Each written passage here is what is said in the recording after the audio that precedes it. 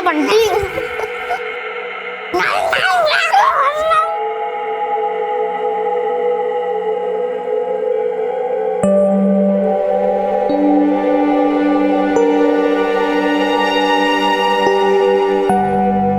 पापा, बंटी ज्यादा आइसक्रीम खा गया, मुझे और चाहिए। नहीं बेटा, फिर कभी, आज नहीं। बेटा आराम से बैठो। कितना मजा आता है। बस बस। कटारा बाइक में मैं तो दबी जाऊंगा।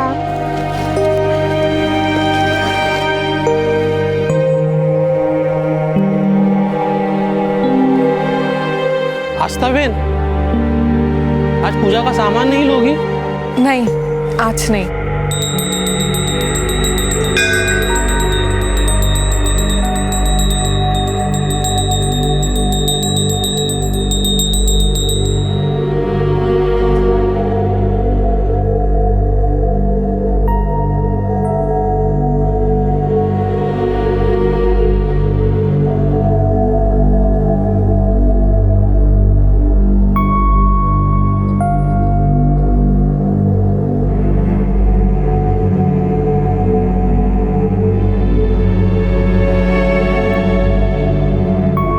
माँ बाप अपने बच्चों को सांसें देते हैं, लेकिन वो कौन सी वजह थी जिसने उन्हें अपने ही बच्चों की सांसें रोकने पर मजबूर कर दिया? कभी कभी हमें कुछ ऐसे मर्ज मिल जाते हैं जिन्हें अगर वक्त रहते ठीक नहीं किया जाए तो वो नासूर बन जाते हैं, और ये नासूर इतने गहरे हो जाते हैं कि बाद में उन्हें किसी दवा से भी नहीं भरा जा सकता। दर्द और पीड़ा इतनी ज्यादा होती है कि हमारी हिम्मत घुटने टेक देती है, और इस दर्द के आगे हमें मौत भी छोटी लगने लगती है। तो क्या ऐसा ही कोई मर्ज जितेश पटेल के परिवार को भी मिला था?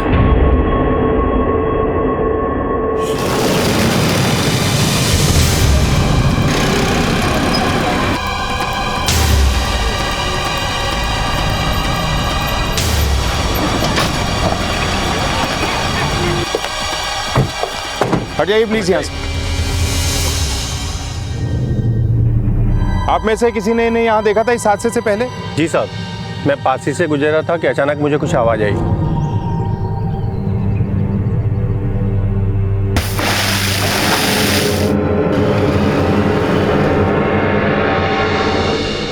बाइक का नंबर देखा था? हाँ साहब। धीरेन, जब तक पोस्टमार्टम की रिपोर्ट्स आती हैं इस बाइक के सारे डिटेल्स निकलवाओ। हो सकता है ये आदमी इन मौतों का जिम्मेदार है और ये सब होने के बाद कहीं भाग निकला। सर, मारो काले प्रोजेक्ट छे, मारी मदद करजो। आप तो ऊपर से कुछ भी कर सकते हो ना, इतनी सी हेल्प कर दो। इसके बाद मम्मी को भी हेल्प करना है। अच्छा, अपने पापा से शिकायत हो रही है मेरी? अच्छा, कर ले खूब शिकायत कर ले तू। नहीं मम्मी, मैं आपकी कंप्लेंट थोड़ी कर रही थी, मैं तो पापा से हेल्प मांग रही थी। ये लो, आ गए आपके कंपनी वाले। इनको बोलो ना नाइट शिफ्ट हटा के दिन की शिफ्ट कर ले। नहीं, अभी नहीं बेटा। वैसे भी थोड़े दिन बाद तू अपने पैरों पे खड़ी ही हो जाएगी। तब तक जैसा चल रहा है चलने दे। चल, हो जाओ चुप, रसोई बनावे ली छे, तुझे मिले जे। हाँ, चलता है। बाय मम्मा। सर, बाइक की डिटेल्स आ चुकी हैं। एड्रेस वाघोदिया का है।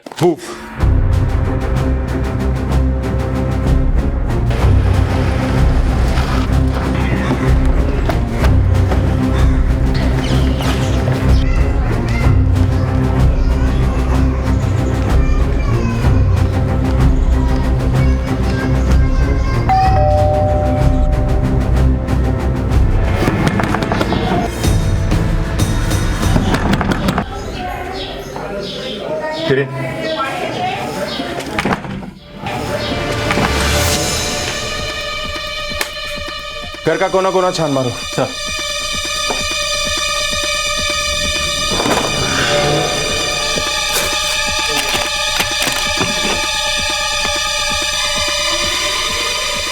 धीरेन, ये देखो, ये लोन एग्रीमेंट भी उसी के नाम है जिसके नाम पे बाइक थी, जितेश पटेल। इस घर में हमें और भी इंपॉर्टेंट डॉक्यूमेंट मिल सकते हैं। अच्छी तरह से तलाशी लो। सर यहाँ आइए।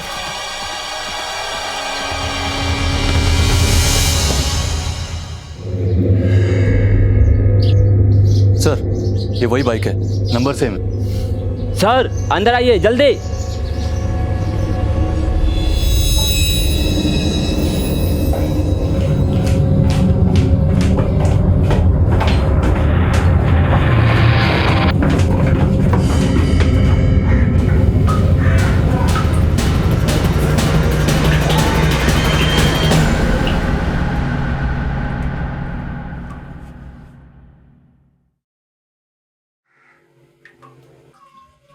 जेबें चेक करो।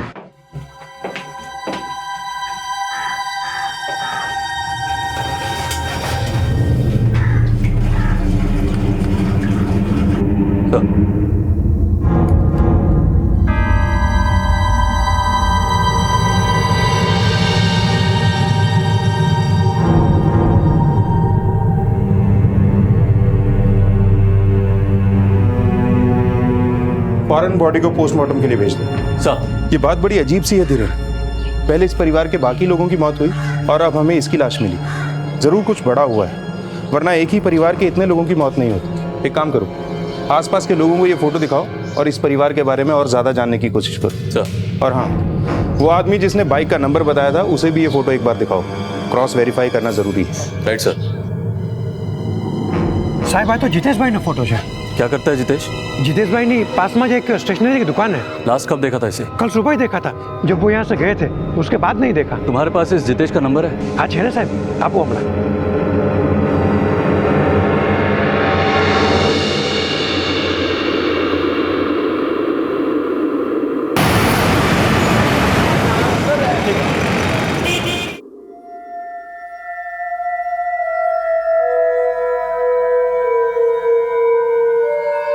अरे आप लोगों ने इतना वक्त क्यों लगा दिया यहाँ आने में?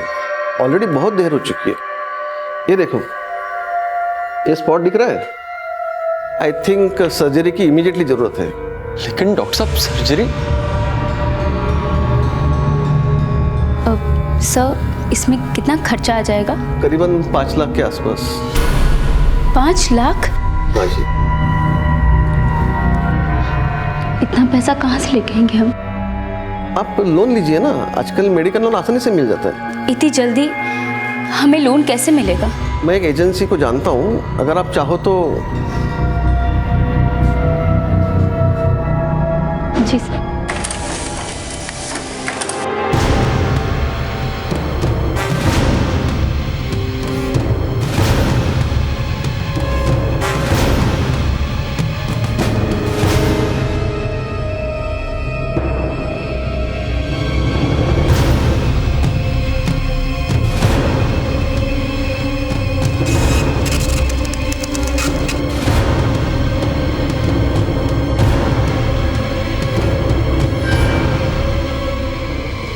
सर, पोस्टमार्टम की रिपोर्ट आ गई है। मौत जहर खाने से हुई है। सर, इस आदमी का मैंने बैकग्राउंड चेक किया है। पिछले कुछ दिनों से जितेश की दुकान काफ़ी नुकसान में चल रही थी। सर, ये उसके बैंक स्टेटमेंट्स और ट्रांजैक्शन डिटेल्स हैं। सर, इस स्टेटमेंट में किसी गुंजल फाइनेंस सर्विसेज की भी एंट्री है। हो सकता है सर जितेश ने इस फर्म से कुछ लोन लिया हो। पर सर, जो डॉक्यूमेंट हमें उसके घर से मिला था उससे ये पता चलता है कि इस लोन के बदले उसने कुछ ज्वेलरी इनके पास डिपॉजिट रखी थी।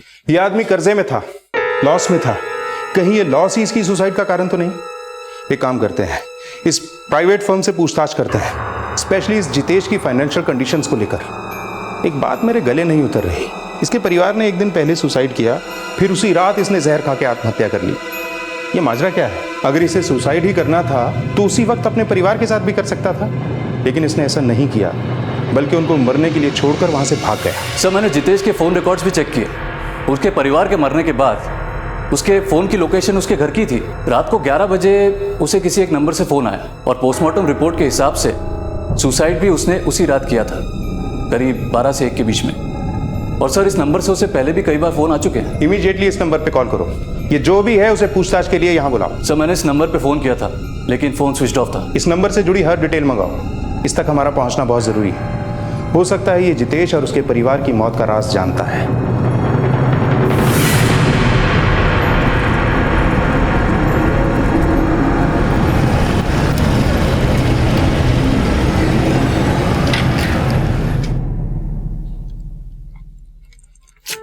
अरे सिर्फ 1 सेंटीमीटर का फासला रहेगा। लोग तो कहते हैं कि इस हेलमेट से लाइफ की सेफ्टी बनी रहती है। अरे कहीं यही हेलमेट मेरे हार्ट अटैक का कारण ना बन जाए।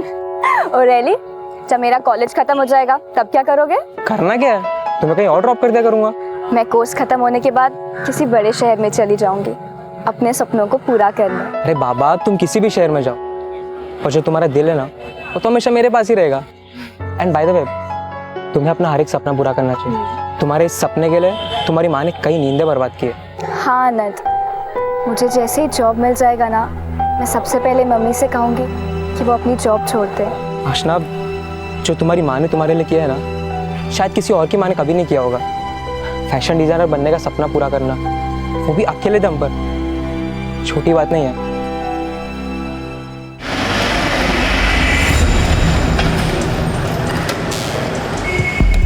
क्या जितेश नहीं रहा? साहब बहुत सारो मानस હતો। मेरे पास आया था तो बहुत मुसीबत में था। कितने का लोन लिया था जितेश ने? 5 लाख। अपनी बीवी के गहने भी गिरवे रख के गया था वो। लेकिन उसके बैंक अकाउंट में तो सिर्फ 3 लाख की एंट्री है। बहुत मुसीबत में था साहब। 2 लाख कैश दिए थे मैंने। कुछ बताया था आपको क्यों चाहिए थे उसे पैसे? कोई खास जरूरत? मुझे तो बोला कि नरपत भाई धंधा चौपट हो गया है। बहुत नुकसानी में था शायद, बहुत कर्ज भी था साहब। बच्चों की पढ़ाई तक के पैसे नहीं थे उसके पास। ओके सर, उस नंबर की डिटेल्स आ चुकी हैं।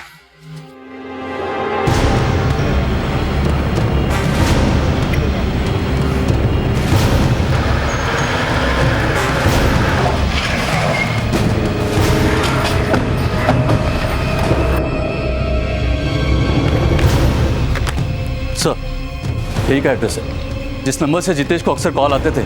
किसी कुंतल शाह के नाम से रजिस्टर्ड है। इस घर की अच्छे से तलाशी लेनी है। सारे कमरों की तलाशी लो।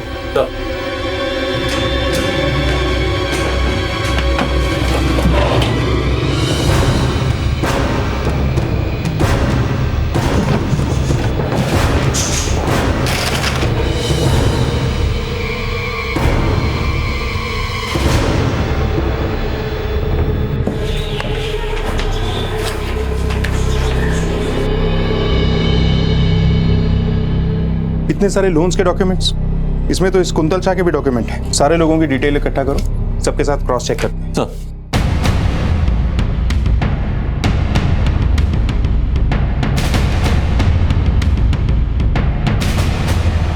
हेलो।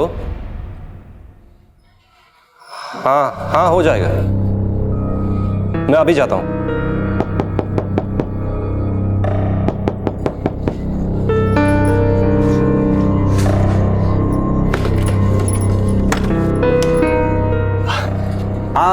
छाया बायाणी નું ઘર છે? हाँ, હું છું छाया।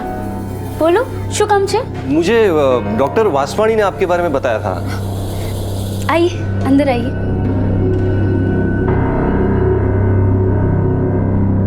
ये लीजिए, आपकी जरूरत के 5 लाख।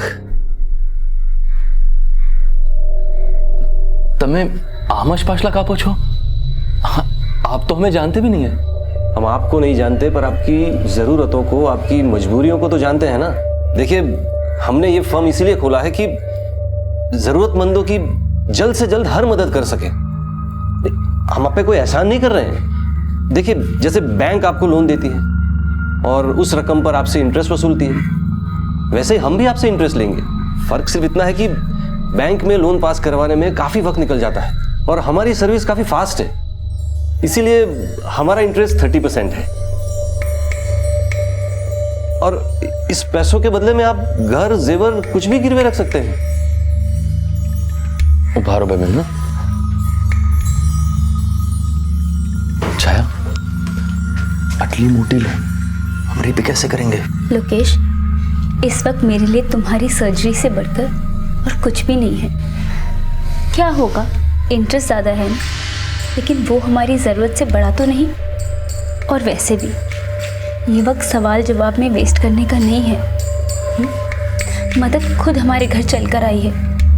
वो मुझे नहीं लगता कि हमें बिल्कुल भी टाइम वेस्ट करना चाहिए।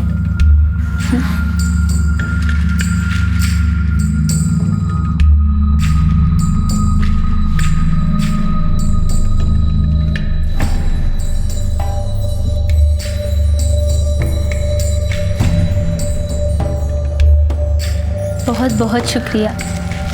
इतने कम वक्त में आपने हमारी इतनी मदद कर दी। 1 मिनट, आप इस फॉर्म पर यहाँ पर साइन कर दीजिए।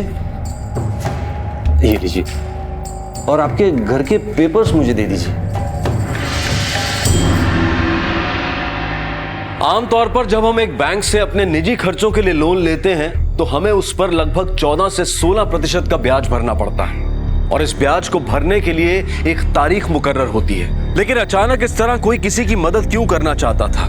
कौन था यह शख्स जिसने छाया के सारे डॉक्यूमेंट्स को वेरीफाई किए बिना ही उसे 5 लाख रुपए नकद दे दिए? सर्जरी तो सक्सेसफुल रही, पर अभी 7 दिनों तक पेशेंट को रेगुलर मॉनिटरिंग की जरूरत है, इसलिए अभी उनको डिस्चार्ज नहीं कर सकते। Thank you doctor.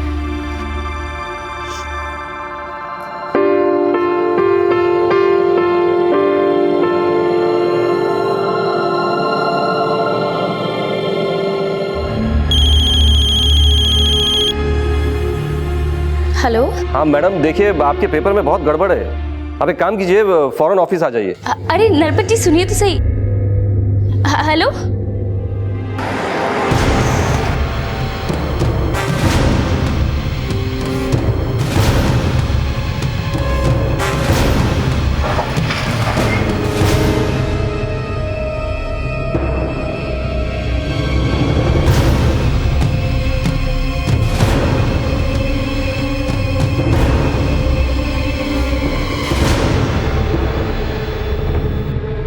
सर, मैंने कुंतल शाह के बारे में पता लगाया। कुछ वक्त पहले उसकी ट्रेन एक्सीडेंट में मौत हो गई थी। सर, इन सभी फैमिलीज में एक चीज कॉमन है, सुसाइड। इन सभी के घरों को किसी और को बेच दिया गया क्योंकि पुराने लोग अपना कर्जा चुका नहीं पाए। धीरेन, इस पूरे मामले में मुझे कोई बड़ा खेल नजर आ रहा है। पहले जितेश पटेल, अब ये सारे लोग, कहीं इन सब ने डर के मारे तो सुसाइड नहीं कर लिया? हो सकता है सर। इस स्केच को बनाने में भी हमारी ज्यादा लोगों ने मदद नहीं की। बहुत लोग डरे हुए हैं सर। वो तो कुछ लोग थे जिन्होंने इस शख्स को उन घरों में आते जाते देखा है, इसलिए स्केच तैयार हो पाया। स्केच को चारों तरफ फैला दो, सारे पुलिस स्टेशन और सारे खबरियों को रेड अलर्ट पे डाल दो। कहीं से कोई भी खबर हमें इस आदमी तक पहुंचा सकती। सर।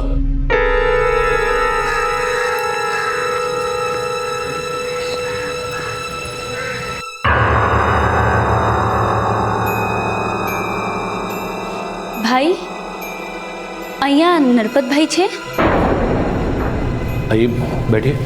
उन्होंने मुझे फ़ोन किया था, कह रहे थे कि कागज़ में कुछ गड़बड़ है। देखिए मैडम, कागज वागज का मुझे जमता नहीं है, वो सब नरपत भाई देखते हैं। मैं तो यहाँ बस रिकवरी का काम करता हूँ। उन्होंने मुझे बोला कि मैं आपसे 5 लाख रुपए ले लूँ। किया, पर अभी मैं वो पैसे नहीं लौटा सकती। मैंने तो सारे पैसे अपने पति के इलाज में खर्च कर दिए। कोई बात नहीं, पर आप इंटरेस्ट तो पे कर सकती हैं ना? हाँ हाँ, वो मैं पे कर दूंगी हर महीने। हर महीने नहीं मैडम, अभी। अभी? आप अचानक से मुझसे ऐसे इंटरेस्ट कैसे मांग सकते हैं? और इंटरेस्ट की इतनी बड़ी रकम इतने कम टाइम में मैं कैसे इंतजाम करूंगी? तो फिर मुझे आपका घर नीलाम करना पड़ेगा। नहीं नहीं, प्लीज आप ऐसा कुछ मत कीजिए। और वैसे भी उस एग्रीमेंट में ये क्या लिखा था कि आप अचानक से कभी भी इंटरेस्ट मांग सकते हैं? आपके डॉक्यूमेंट भी कहाँ ठीक थे मैडम? रिकवरी करना ही मेरा काम है मैडम, और रिकवरी तो मैं करके रहूंगा। ऐसे नहीं तो वैसे। अरे आप क्या कर रहे हैं? इंटरेस्ट तो मेरा तुझ में है। तू मेरा ये इंटरेस्ट पूरा कर दे और मैं तेरा वो इंटरेस्ट संभाल लूंगा।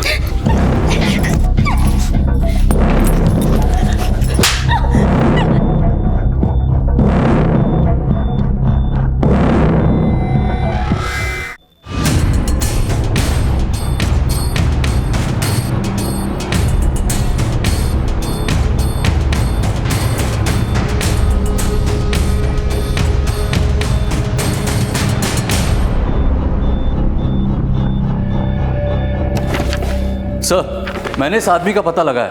इसका नाम सत्ता है। लोग इसे सत्ता बाउंसर के नाम से भी जानते हैं। कुछ पुलिस स्टेशन से मुझे इसकी क्राइम हिस्ट्री मिली। ये कई बार जेल भी जा चुका है। आजकल सूदखोर इस सत्ता से अपने बकाया पैसे निकलवाने का काम भी लेते हैं। वो सारे डॉक्यूमेंट्स और डिटेल्स इस सत्ता को देते हैं और सत्ता उन सभी डिटेल्स को लेके अपनी स्टाइल से सारे पैसे निकलवाता है। सर, जितेश पटेल ने जिस नरपत से पैसे उधार लिए थे, वो नरपत भी इसके कांटेक्ट में था। ये सत्ता आप कहाँ है? सर, इसके बारे में तो किसी को कुछ नहीं पता, लेकिन मैंने अपने खबरियों को बोल दिया है, वो इसका पता लगाएंगे। इस नरपत को सर्विलेंस पे डाल दो। ये सत्ता और नरपत जरूर मिलेंगे, तभी हम इस सत्ता को पकड़ पाएंगे। बस बस बस, माँ आज मेरा फाइनल प्रेजेंटेशन है। मैं आ बद्दी डिजाइन तमने જોઈને બનાવી છે। एक माँ जो दिन रात अपनी बेटी को आगे बढ़ाने के लिए जी जान से काम करती है। आई एम श्योर उन्हें मेरे डिजाइन जरूर पसंद आएंगे और मेरा एक बड़ी सी कंपनी के लिए कैंपस सिलेक्शन होगा। बस एक बार सिलेक्शन हो जाए ना, तब आपको काम करने की कोई जरूरत नहीं। खुश रह, मारा आशीर्वाद हमेशा तारे साथ ही छे।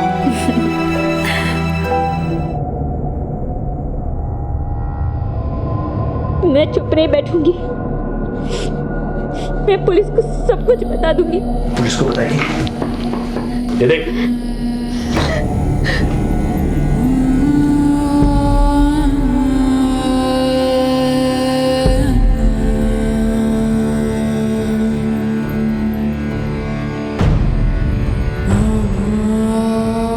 तेरा पति जिसका अभी ऑपरेशन हुआ है वो घर नहीं पहुंचेगा, सीधा पहुंचेगा शमशान अगर उसने ये वीडियो देख ली।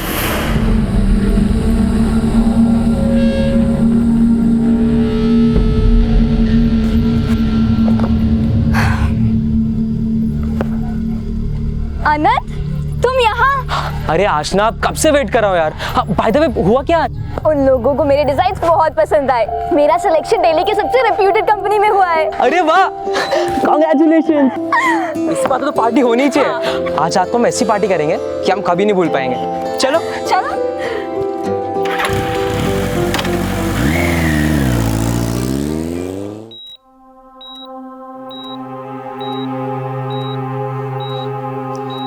હવે કેવું લાગે છે? एकदम सारू। शायद तुमने जो किया बिल्कुल ठीक किया। पैसा लेना एकदम सही डिसीजन था। मुझे बिल्कुल दर्द नहीं हो रहा।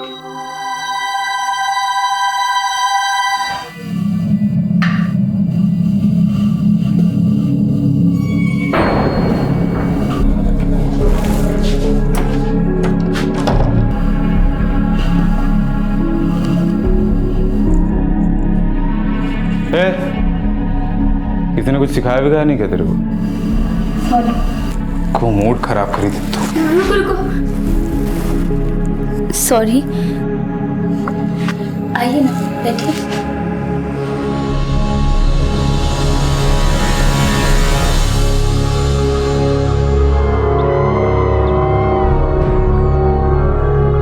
अक्सर जब हम बुरे वक्त और बुरे हालात से घिरे होते हैं तब हमारे अंदर एक बेचैनी होती है, एक बेचैनी कि कैसे इस हालात से जल्द बाहर निकला जाए। और इस बेचैनी में कभी कभी हम कुछ ऐसी गलतियां कर बैठते हैं जो हालात को बद से बदतर बना देती हैं। सत्ता और नरपत लोगों की इसी मजबूरी का फायदा उठाकर उन्हें एक ऐसे दलदल में धकेल देते थे कि जिसके बाद किसी के भी जीने की इच्छा ही खत्म हो जाए। अब तक पुलिस को जिन लोगों के बारे में पता चला था वो सभी नरपत और सत्ता के चक्रव्यूह में फंस चुके थे और हालात के साथ लड़ते लड़ते उनकी हिम्मत ने भी दम तोड़ दिया था। एक बार फिर एक मासूम जिंदगी इस जाल में फंसने वाली थी। उसके साथ कुछ ऐसा होने वाला था जो उसके द्वारा देखे गए किसी भी डरावने सपने से ज्यादा डरावना होगा।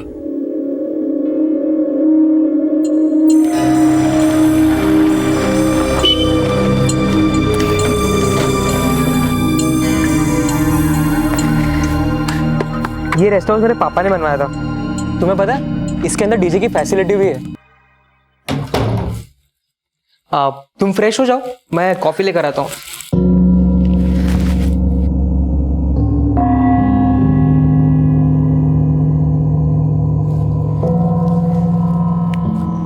आनंद,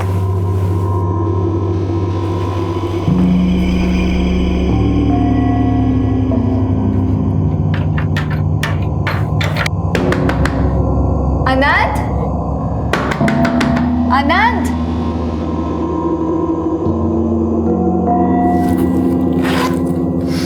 फोन कहाँ गया?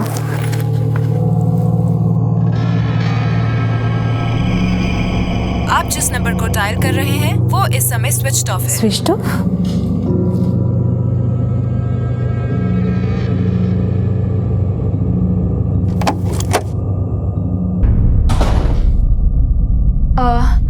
मैं यहाँ अनंत के साथ आई थी, जिसके पापा का ये फार्म हाउस है।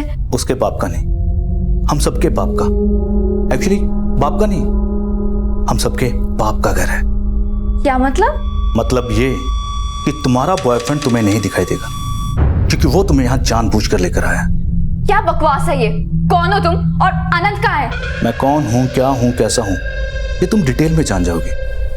तुम तो क्या, यहाँ की कई लड़कियां मुझे जानती हैं, और औरतें भी। क्या बकवास है ये? विश्वास था तो नहीं मानेगी।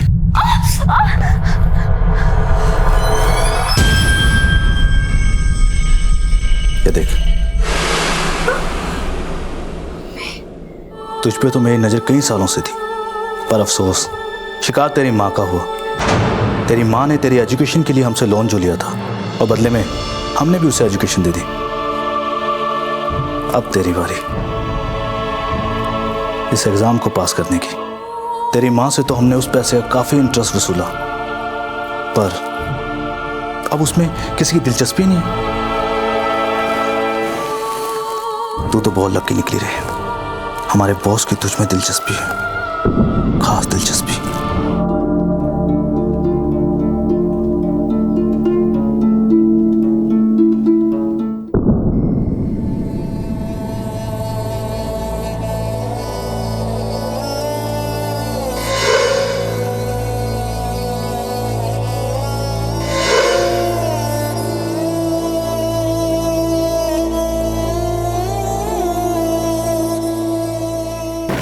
सर, एक और सुसाइड की खबर आई है।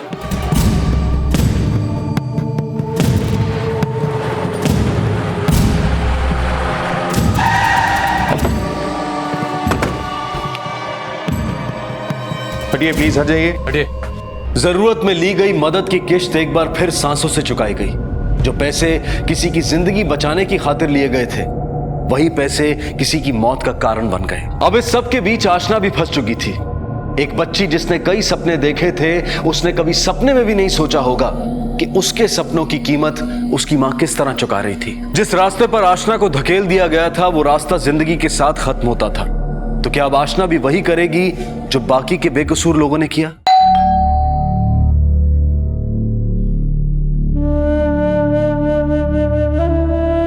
आशना, कहाँ रह गई थी तू? मैं कितनी देर से तेरा इंतजार कर रही हूँ। आशना, क्या हुआ? तू रो क्यों रही है? मम्मी, મને દિલ્હીમાં કામ મળી ગયું છે। ये तो खुशी की बात है। फिर तू क्यों रो रही है? मेरा बच्चा, कंग्रेचुलेशन बच्चा।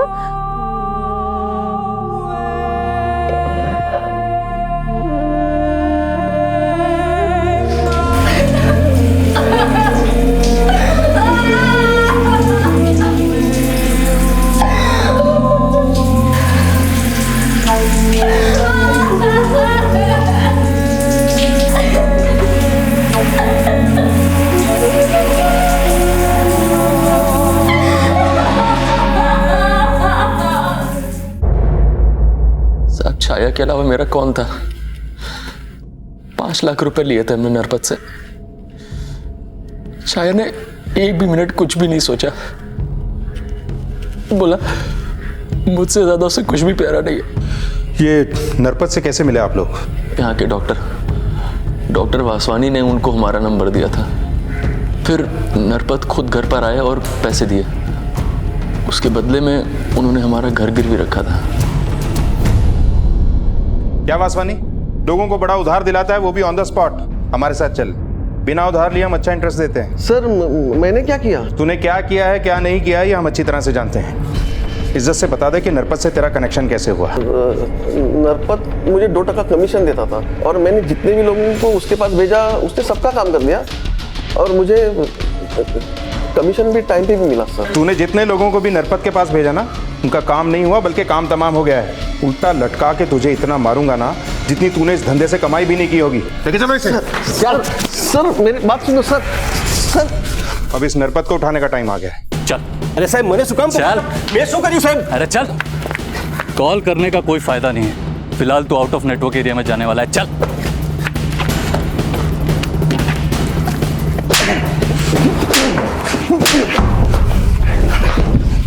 देखिए साहब, छाया और जितेश की मौत से मेरा कुछ लेना देना नहीं है साहब। पर सत्ता से तो लेना देना था ना, जिसके साथ मिलकर लोगों को पैसे बांटता था और बदले में इंटरेस्ट के रूप में उनकी जिंदगी लेता था। साहब मैं सारे पेपर सत्ता को बेच देता था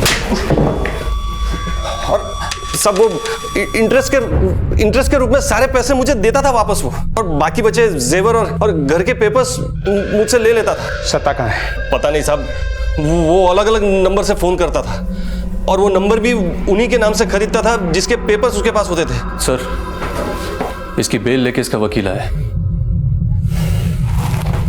ये मत सोचना कि इस बेल से छूट के तू बच जाएगा। जिस तरह से तुम्हें कानून का फायदा उठाना आता है ना, हमें भी पूरा विश्वास है एक दिन यही कानून तेरी किस्मत में बेल की जगह जेल लिखेगा। निकल चल। हिरेन, ये नरपत जितना खड़ा है ना उतना ही गड़ा है। इतनी जल्दी इसका जमानत पे छूट जाना कोई आम बात नहीं है। मुझे लगता है इसके पीछे जरूर कुछ बड़े नाम छिपे हैं। वडोदरा पुलिस के अभी किए गए प्रेस कॉन्फ्रेंस से ये पता चला है कि कुछ लोग उन भोले भाले लोगों को अपने जाल में फंसाकर उनका शोषण कर रहे हैं, जिन्हें पैसे की सख्त जरूरत है। उन लोगों को पहले ये पैसे कम समय में उपलब्ध कराए जाते हैं और पैसे ना देने के बाद उनकी घर, जमीन और जेवर जब्त किए जाते हैं। पैसे देने वाले लोग ब्याज लेने के लिए किसी भी वक्त वहां पहुंच जाते हैं। इसके बाद शुरू हो जाती है उन परिवारों के साथ जुल्म की एक दर्दनाक कहानी।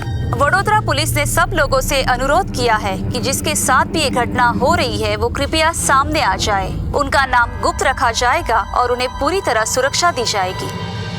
आज ना मैं काम पर जा रही हूँ, खाना टेबल पर रखा है, निकाल कर खा लेना और टाइम से सो जाना बेटा। हाँ मम्मी, હવે તમને કામ કરવાની જરૂરત નથી। अब मैं हूं ना, मैं सब संभाल लूंगी।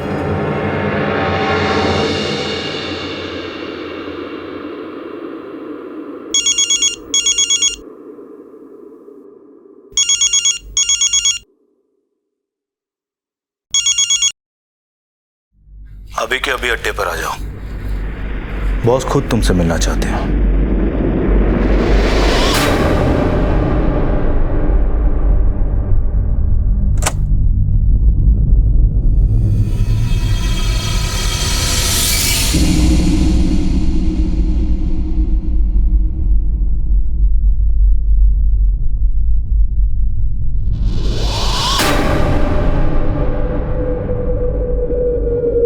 ठीक है, भले केम चाले छे बद्दू सत्ता तमरा शिवाजी। स्टूडियो में हमारे साथ मौजूद है नेताजी अमोघ मजेटिया जी। મને આ સાંભળીને બહુ ખરાબ લાગ્યું કે ખેડૂતના 3 પરિવારોએ એક સાથે આત્મહત્યા કરી દીધી। जो कुछ भी हुआ वो बहुत दुखद था। हम इस पर शोक व्यक्त करते हैं।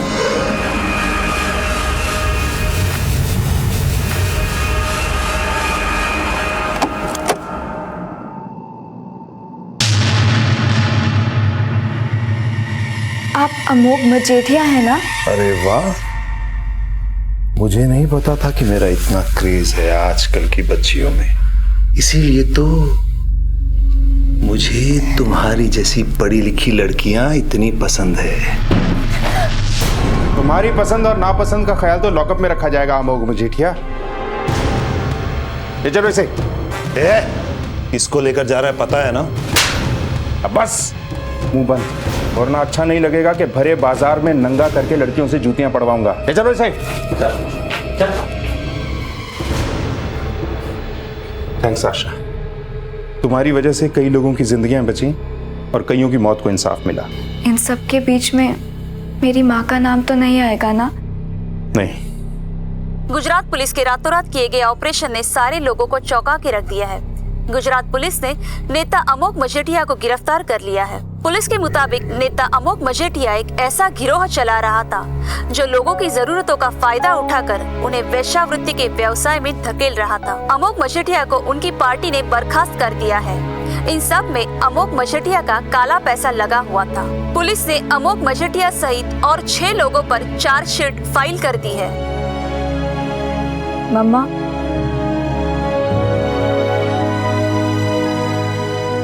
दिल्ली चले?